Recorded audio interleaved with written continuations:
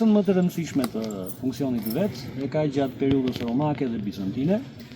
Nga shekulli i 14-15 ngarkesa e transporteve në këtë rrugë dhe e udhëtarëve paksohet, për arsye të thjeshta sepse transporti detar ishte bërë më i lehtë dhe deti kishte një siguri më të madhe për sa i përket grabitjeve. Atëherë kur fuqizohet në shekullin e 13, fuqizohet Perandoria Venedikase, ka më shumë siguri udhëtimi në mbrojtjen e anijeve venedikase dhe të flotës detare venedikase, ndërkaq pjesa toksore ishte më e rrezikshme për shkak të sulmeve që mund të ndodhin prej kusarëve dhe kjo bën që gjatë periudhës osmane gradualisht të paksohen transportet.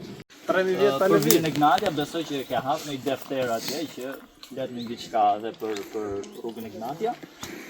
Do shkojmë në një tjetër segment që është tek Gurra e Zezë, për gjyrës, aty na shkres Petri Xhepi, ai ka një dije shumë të mirë për sa i përket rrugës e Gnatja, por edhe një degëzimi që shkon edhe lidhet me Sopotin. Ne do shkojmë deri te Hani Çepit dhe ai degëzim është shumë interesant dhe Petriti do na shpjegoj shumë gjëra atje.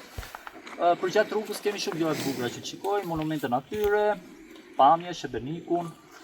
Besoj do kalojmë shumë mirë. Shpëtim nëse ke një fjalë nga perspektiva drejtori i turizmit për Libraçin, për çështjen e perspektivës zonës edhe Libraçin përgjithësi, lutem na thuaj diçka, ne Sparje shumë faleminderit edhe për iniciatorin, për edhe grupi që është bashkuar sot. Si ditë e diel pushimi, siç e prek e pak, është mirë jo vetëm të eksplorojmë këto vlera antike 1000 vjeçare, por edhe që nga ana sportive, me fjalë që është shëndetshme dhe kjo pjesa që ne do të udhtojmë sot. Në fakt ju keni dëgjuar që për Libraçin ka marrë një janë shumë të madhe kjo turizmi malor, po sidomos nga krau i parkut Shebenik. Por me thënë të drejtën është lënë pak si pasdore, kjo pjesa më e rëndësishme antike që është e Gnatja.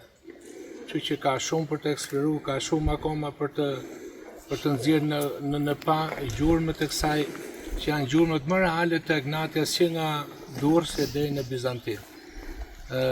Ne përpjekjet tona si zyre e turizmit kanë qenë të identifikojmë disa gjurmë, të promovojmë, por nuk është mjaftueshëm, me thënë drejtën. Kështu që këto guida mendoj që janë shkëndija e parë që do të promovojnë akoma dhe më tepër, dhe shpresojmë që edhe në të ardhmen të bashkohen akoma grupe të tjera, në mënyrë që ne këtu të ndërtojmë disa guida të mira për të eksploruar këto vlera vërtet aq të vjetër dhe aq antike që bota i shpik kurse ne i kemi dhe nuk i promovojmë.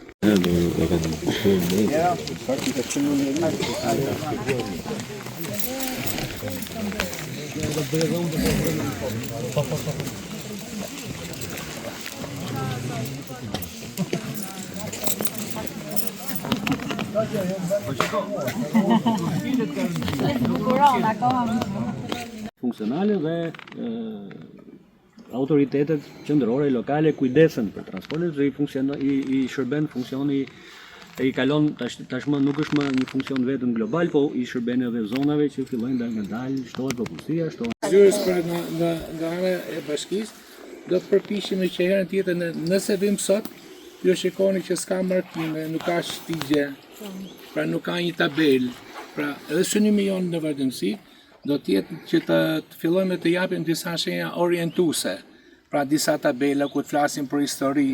Kështu që